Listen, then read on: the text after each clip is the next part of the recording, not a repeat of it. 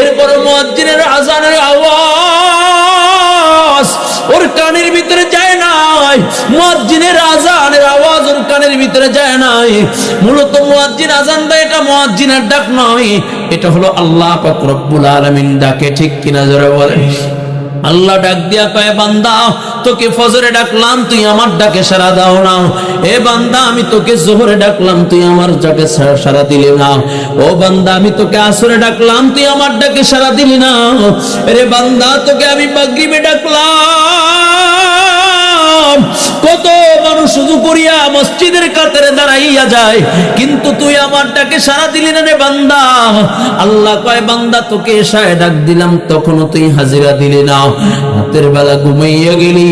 আল্লাহ কয়, দিনের বেলা ফজর আযান মুয়াজ্জিনের জবান দিয়া দাওয়াইলাম, আসরের আযান মুয়াজ্জিন দিল, যোহরের আযান মুয়াজ্জিন দিল, মাগরিবের আযান মুয়াজ্জিন দিল, এশার আযান আমি আল্লাহ মুয়াজ্জিনের কণ্ঠ দিয়া দাওয়াইলাম।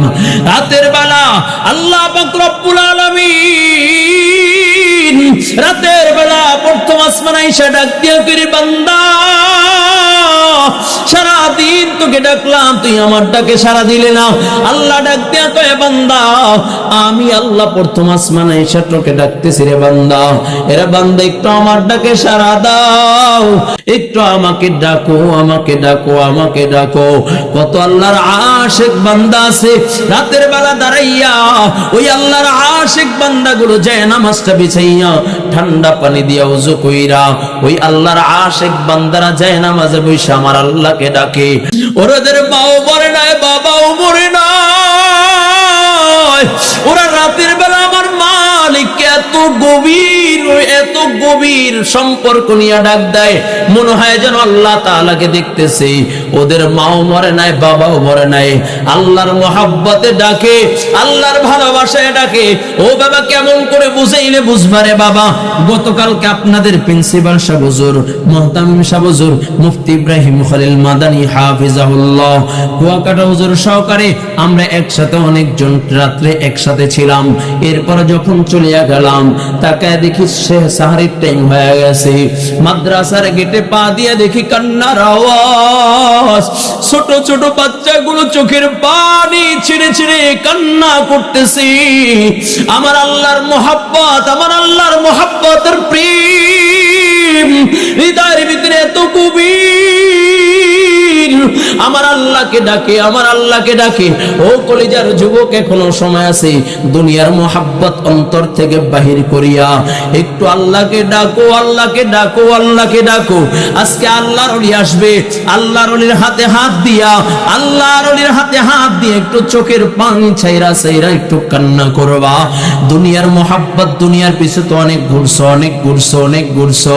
একটু সময় আছে, যদি কান্না না আসে মাঝে মাঝেই দারুল হিকমা আমাদের ইব্রাহিম খলিল মাদানী দামাত বারকাতুল আলিয়া বাচ্চাদেরকে কত আদর করে আমল শিখায়। আজকেও দেখলাম মাগরিবের আগ মুহূর্তে ডাক দিয়া কয়, বাবা মাগরিবের সময় দোয়া কবুল হয়, সাথে সাথে কলেজার সন্তানগুলো মুনাজাতে বসে আল্লাহ তাআলাকে ডাকে। ও কলেজার যুবক, ও আমার মুরব্বী বাবারা, এই জন্য মাঝে মাঝে তালেবে ইলমদের কাছ থেকে দোয়া নিবা, উলামায়ে কেরামের কাছ থেকে দোয়া নিবা। ওরা আল্লাহর মুহাব্বত ওদের অন্তরে বড় গভীর, ওদের কাছ থেকে দোয়া নিবা। ওরা কোরআন পড়ে, ওদের সাথে মুহাব্বত রাখবা। ইদা জুলজিলাতিল আরদু জিলজালাহা ওয়া আখরাজাতিল আরদু আসকালাহা ওয়া ক্বালাল ইনসানু মা লাহা।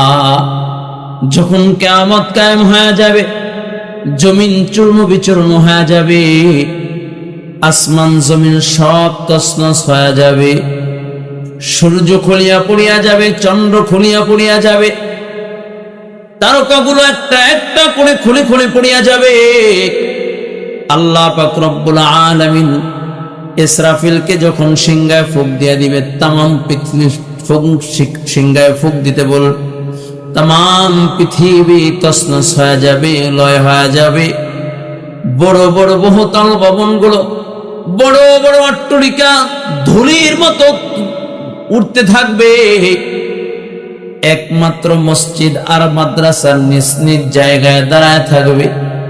আল্লাহ পাক রব্বুল আলামিন অর্ডার করবে, মাদ্রাসা মসজিদ গুলোকে যখন অর্ডার করবে যাও যাও জান্নাতে যাও, তখন মসজিদ আর মাদ্রাসা গুলো বলবে আল্লাহ ওই সমস্ত বান্দা গুলো যতক্ষণ পর্যন্ত আমার ভিতরে না দিবা ততক্ষণ পর্যন্ত আমি জান্নাতে যাইব না। আল্লাহ পাক রব্বুল আলামিন ডাক দিয়া বলবে কোন মানুষগুলোকে তোমরা চাও? বলবে আল্লাহ যারা আমাদেরকে আবাদ করেছে, মোহাব্বত করেছে, ভালোবেসেছে, ওই মানুষগুলোকে যতক্ষণ না পর্যন্ত আমার ভিতরে না দিবা ততক্ষণ পর্যন্ত জান্নাতে যাইব না। সুবহানাল্লাহ। এইজন্য মসজিদ আর মাদ্রাসার সাথে জান্নাতে যাইতে চাইতে ইনশাআল্লাহ আল্লাহ কবুল করেন, বলো আমিন। এখন মসজিদ মাদ্রাসার সাথে জান্নাতে যাইতে হলে বন্ধুত্ব লাগবে নাকি দুশ্মনী? জোরে ভালোবাসা লাগবে না দুশ্মনী? মোহাব্বত লাগবে না দুশ্মনী? কয় প্রেম ভালোবাসা মোহাব্বত যত গভীর মাদ্রাসার সাথে হবে, মসজিদের সাথে হবে, মসজিদ তাকে তত আপন বানাইবে, মাদ্রাসা তাকে তত আপন বানাইবে। যে যত মসজিদ আর মাদ্রাসার আপন হতে পারবে সে তত সহজে আল্লাহর জান্নাতে যাইতে পারবে। সুবহানাল্লাহ। আর একটা মোহাব্বত সন্তানদেরকে আলেম বানায়। মাদ্রাসা হয়েছে, মাদ্রাসার পাশে আমার ঘর, মাদ্রাসার আঙিনায় আমার ঘর, কিন্তু আমার সন্তান আমি দিন শিখাইলাম না, আমার সন্তানকে আমি কোরআন শিখাইলাম না, আমার সন্তানকে আমি নবীর বাণী শিখাইলাম না, দিন সম্পর্কে সন্তান জ্ঞান নাই। কাল কিয়ামতের ময়দানে ওই সন্তান আল্লাহর কাছে অভিযোগ করবে, আল্লাহ বাবা আমাকে দিন শিখায় নাই, মা আমাকে দিন শিখায় নাই। ও কলিজার যুবক, আমার মুরব্বী বাবা, আজকে যারা এসেছেন আপনাদের সন্তানগুলোকে দিয়ে মাদ্রাসা আবাদ করবেন, পারবেন না ইনশাআল্লাহ?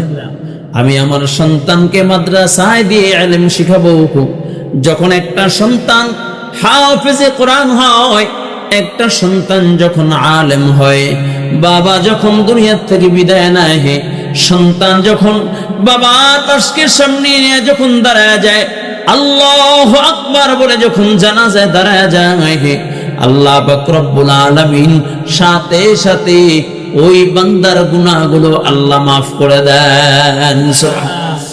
সন্তান আলেম হইলে কি লাভ? ছোট্ট একটা উদাহরণ দিই। কেরানীগঞ্জে আমার বাসার পাশে এক হাজী সাহেব মারা গিয়েছেন। টাকা পয়সা দন দৌলতের অভাব নেই, টাকা পয়সা দন দৌলতের কোনো অভাব নাই। ঢাকা শহরে কয়েকটা বাড়ি, তার ব্যবসা প্রতিষ্ঠান আছে। একটা সন্তানকে আলেম বানাইছে, মাদ্রাসায় পড়েছে কিন্তু ব্যবসা করে আলেম। কয় বাবা যখন দুনিয়ার থেকে বিদায় নিয়েছে, আমি প্রায় সময় ফজর নামাজ পড়ে যখন হাঁটতে বের হই, তাকায় দেখি ওই আলেম সন্তান বাবার কবরের সামনে দাঁড়ায় দাঁড়ায় কাঁদে। ওই বাবার সন্তান, আলেম সন্তান, বাবার কবরের সামনে দাঁড়ায় দাঁড়ায় চোখের পানি ছেড়ে ছেড়ে কান্না করে, কোরআনুল কারীম তেলাওয়াত করে, দোয়া করে। কিন্তু অন্য সন্তানগুলোকে দুই একদিন দেখা আর কবরের সামনে দেখা যায় না।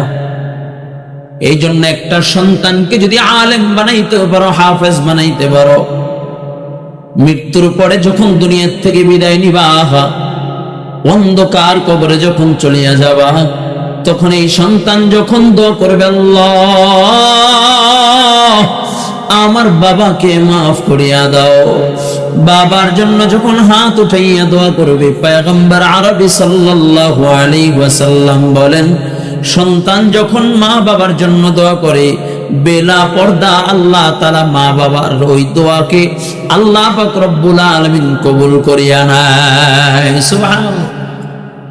আমাদের এক সাথী হয়েছিল ইসলামী আন্দোলন বাংলাদেশের খুব নিবেদিত প্রাণ একজন কর্মী, হাফেজ জয়নাল আবেদিন রাহমাতুল্লাহি আলাইহি। অনেকেই নাম শুনছেন। খুব বুজুর্গ মানুষ ছিল, খুব দিন প্রিয় মানুষ ছিল। গতকালকে তার ছেলেদের সাথে বসে কথা বলতেছি, লম্বা সময় কথা বললাম। এক পর্যায়ে বললাম, ভাই আপনার বাবার সাথে এরকম স্বপ্নে মোলাকাত হয়েছে, একই সাথে কাজ করেছি রাজপথে, এরকম একটা স্মৃতি স্বপ্নের ভিতরে বেশি উঠেছে, স্বপ্ন দেখলাম। সন্তান বড় মুহাক্কিক আলেম, 5টা সন্তান সবগুলো হাফেজে কোরআন, সুবহানাল্লাহ। মেয়েরাও হাফেজে কোরআন আলেম, সন্তানরাও হাফেজে কোরআন আলেম। কয় ভাই আমাদের ঘরে আমরা 5 ভাই বোন সবাই কোরআনুল কারীম খতম দেই, প্রত্যেকদিন সূরা ইয়াসিন পড়া পড়া বাবার জন্য দোয়া করি, প্রত্যেকদিন ফজরের নামাজের পরে বাবার কবরের সামনে দাঁড়াইয়া হাত উঠাইয়া আল্লাহ তাআলার কাছে দোয়া করি। আমি একদিন স্বপ্নে দেখি আমার বাবা আমাকে স্বপ্নের যুগে বলে আমি বড় ভালো আছি। বাবা আমার সাথে স্বপ্নের সাথে মোলাকাত হয়ে গেল।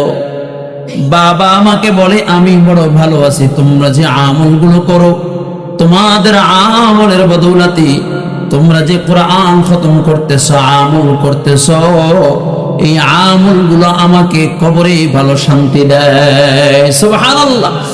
এই জন্য একটা সন্তানকে যদি হাফেজে কোরআন বানাইতে পারো বাবা, একটা সন্তানকে যদি আলেম বানাইতে পারো, একটা সন্তান যদি কোরআনের হাফেজ হয়, দুনিয়ার থেকে বিদায় নিয়ে গেল, কবরের জগতে আল্লাহ তাআলা তোমাকে শান্তি দিবে।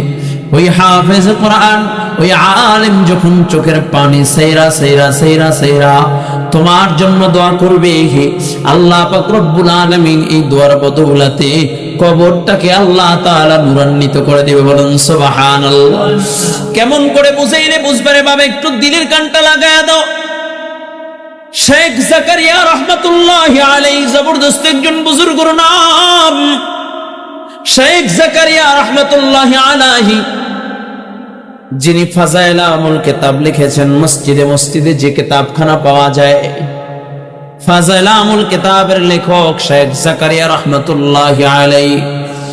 ওই শেখ জাকারিয়া রাহমাতুল্লাহি আলাইহির কাছে কিছু সন্তান এসেছে, শেখ কিছু নসিহত করেন আমাদেরকে, কিছু নসিহত করেন। আমরা উল্টা পাল্টা চলি, কিছু কিছু নসিহত করেন।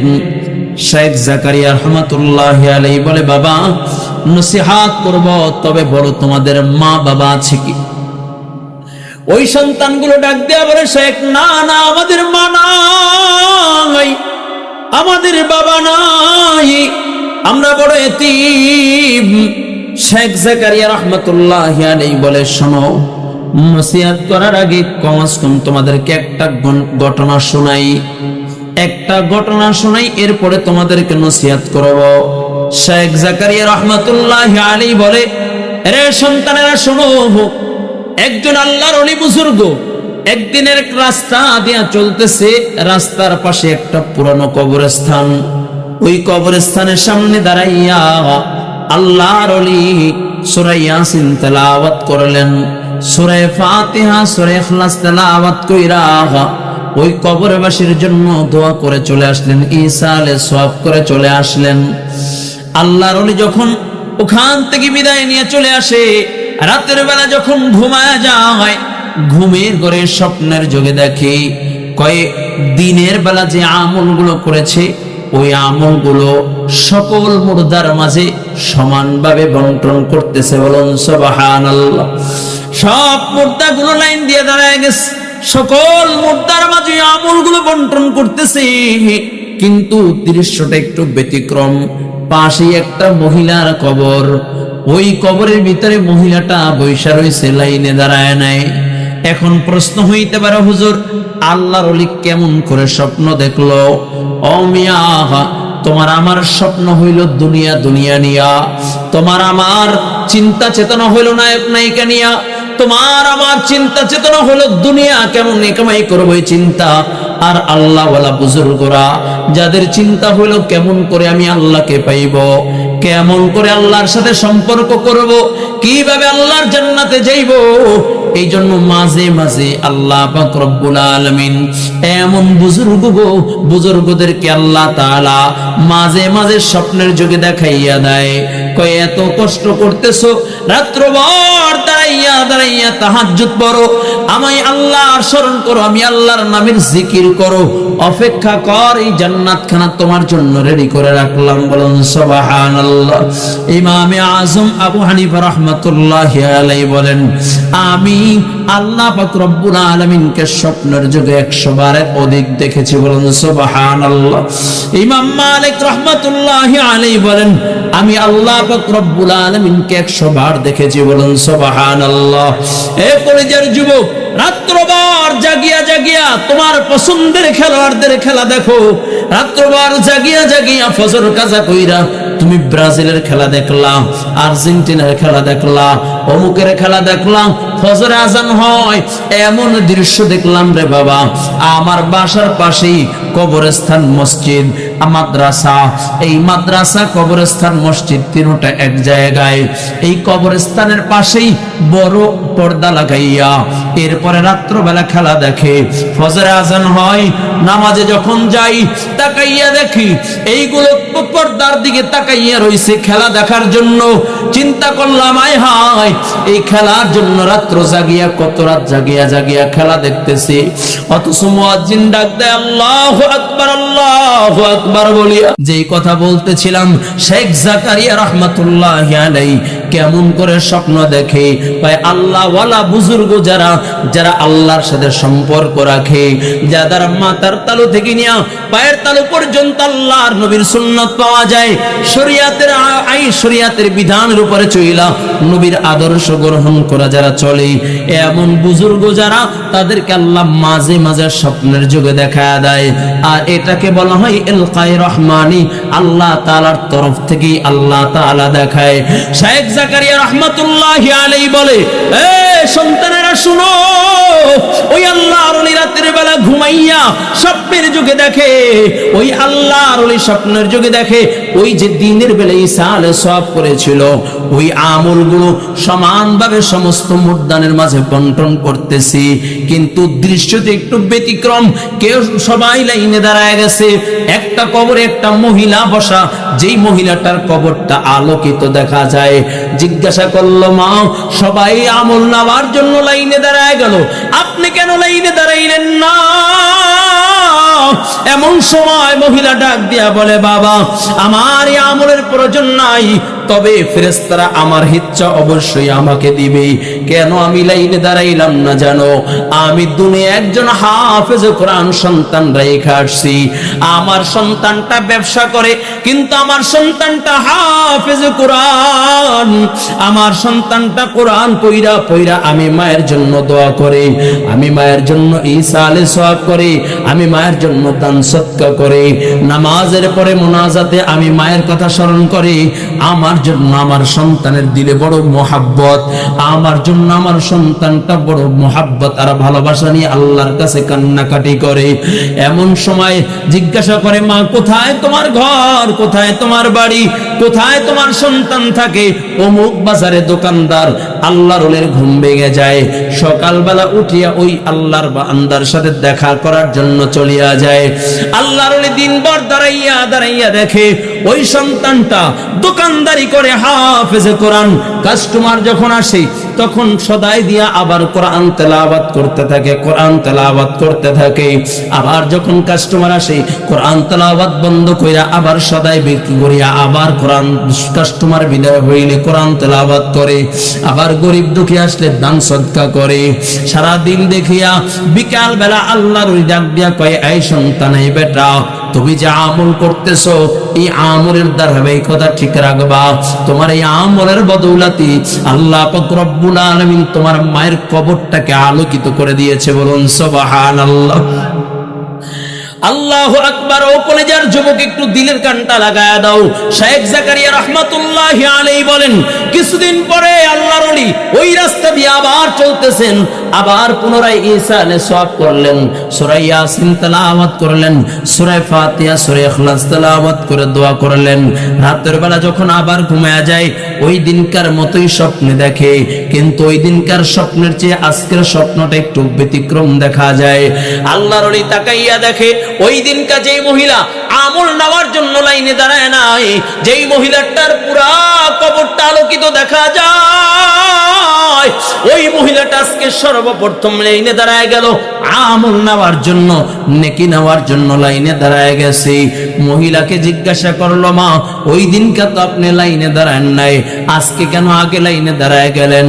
কয়, বাবা আমার যে সন্তান ছিল আমার সন্তানটার দুনিয়ায় নাই, আমার জন্য আর কেউ ঈসা আলাইহিস সালাম করে না, আমার জন্য কোরআন পড়ে পড়ে কেউ দোয়াও করে না। এই জন্য আমার সন্তান যখন দোয়া করত, আমার সন্তান যখন কোরআন তেলাওয়াত করত, তখন এই সওয়াবটুকু আমার কবরে আল্লাহ পাক রব্বুল আলামিন আলোর ন্যায় আমার কবরটাকে আলোকিত করে দিত। বলুন সুবহানাল্লাহ। ও কলেজের যুবক শাইখ জাকারিয়া রাহমাতুল্লাহি আলাইহি বলেন, এই সন্তানের এখন শোনো, তোমাদের প্রতি আমার নসিহত, যদি তোমার মা বাবা বেঁচে থাকে মা বাবার সাথে খারাপ আচরণ করবা না, মা বাবাকে কষ্ট দিবা না। 2 নাম্বার, যদি মা বাবা দুনিয়ার থেকে বিদায় নেয় কমাস কম নেকি না করতে পারলো গুনাহ কইরা কষ্ট দিবা না। সন্তান যখন গুনাহ করে আল্লাহ পাক রব্বুল আলামিন এর একটা গুনার ইচ্ছা মা বাবার কবরে পৌঁছায় দেয়। আবার সন্তান যখন নেক আমল করে আল্লাহ পাক রব্বুল আলামিনের একটা সওয়াবের অংশ মা বাবার কবরে পৌঁছায় দেয়। বলুন সুবহানাল্লাহ। অনেক আল্লাহর বান্দা এখানে আসছেন, অনেকের মা নাই বাবা নাই।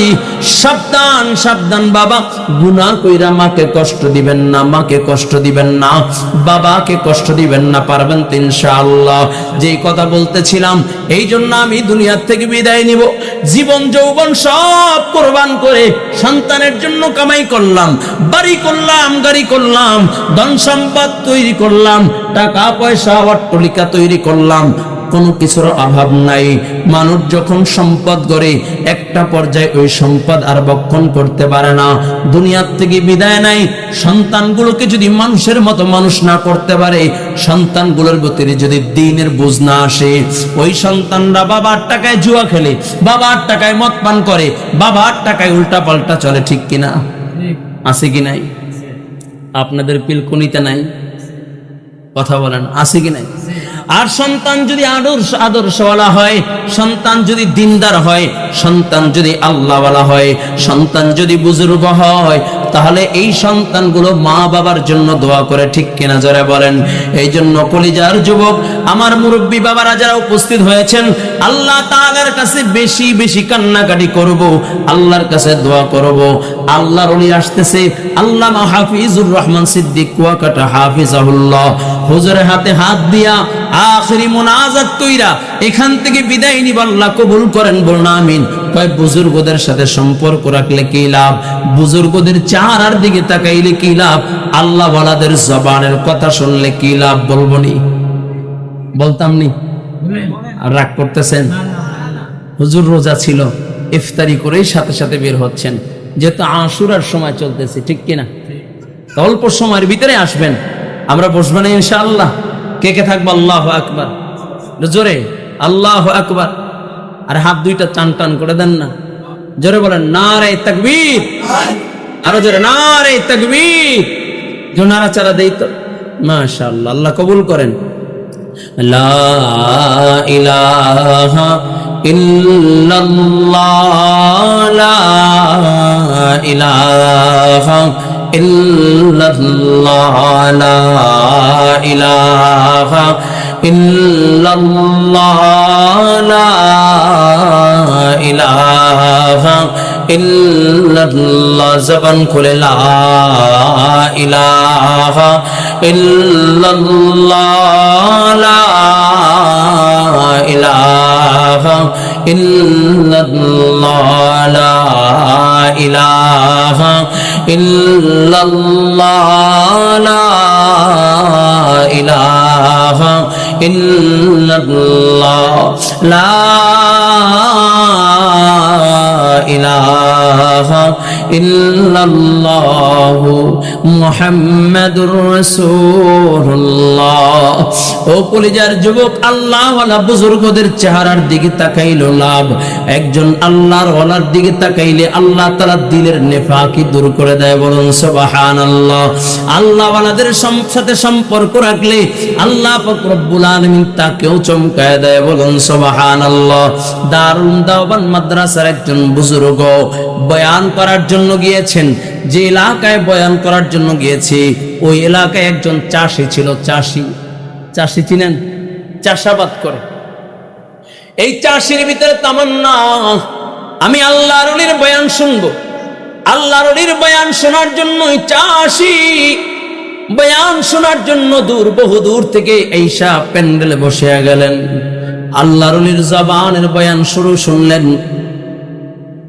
আল্লাহর ওলির জবানের বয়ান শুনে মনের ভিতরে তামান্না জাগলো, আমি একটু আল্লাহর ওলিকে সালাম দিব, আল্লাহর ওলির সাথে হাতে হাত লাগাই আল্লাহর ওলির কাছ থেকে দোয়া নেব। তামান্না। আল্লাহর ওলি বয়ান শেষ করে যখন সবাই সাথে বিদায় নেয়, মুসাফা করে, ওই চাষিও মোহাব্বত আর ভালোবাসা নিয়ে আল্লাহর ওলির সামনে দাঁড়ায় গেলেন। আল্লাহর ওলির কাছ থেকে দোয়া নিবে, যা সালাম দিয়া মুসাফা করলেন।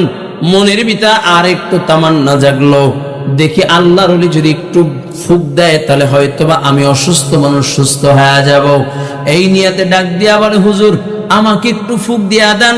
আল্লাহর ওলি যখন ফু দিবে, মুরব্বী মানুষ, মুখ থেকে লালা বের হয়ে গেছে, থুতু বের হয়ে গেছে। ওই চাষি লালাগুলোকে হাতের ভিতরে নিয়ে প্যান্ডেলের পিছনে চলে গেছে। আসমানের দিকে তাকাইয়া ডাক দিয়া বলে, আল্লাহ গো মালিক, আয় আল্লাহ, আমি আবু বকর পাই নাই, উসমান পাই নাই, ওমর আলী পাই নাই। আয় আল্লাহ, শুনেছি তোমার বন্ধু যখন লালা ফেলাইতো, সাহাবায়ে কেরাম লালাগুলো হাতের ভিতরে নিয়ে চেইটা পান কইরা নিত। আল্লাহ, আয় আল্লাহ, আমি তোমার বন্ধুকে পাই নাই, কিন্তু এমন একজন ওয়ারিসে নবী পাইলাম যার চেহারার দিকে তাকাইলে তোমার বন্ধুর রং পাওয়া যায়, যার চেহারার দিকে তাকাইলে তোমার কথা স্মরণ হয়, যার চেহারার দিকে তাকাইলে তোমার বন্ধুর আদর্শ পাওয়া যায়, যার মাথার তালু থেকে নিয়ে পায়ের তালু পর্যন্ত তোমার রঙে বন্ধুর রঙে রঙিন হয়েছে। আয় আল্লাহ, এমন একজন ওয়ারিসে নবীর জবানের লালা আমার হাতের ভিতরে। আল্লাহ, আয় আল্লাহ, আবু বকর উসমান আলী পাই নাই, যদি আবু বকর উসমান আলীকে পাইতাম, তোমার বন্ধুকে যদি পাইতাম, আয় আল্লাহ, তার লালা চাইটা খাইয়া ফেলতাম, কিন্তু ওয়ারিসে নবী পাইছি গো আল্লাহ।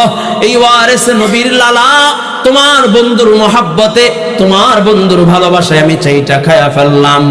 এই চাইটা বলে লালাগুলোকে চেটে চেটে খায়া বাড়িতে চলিয়া যায়।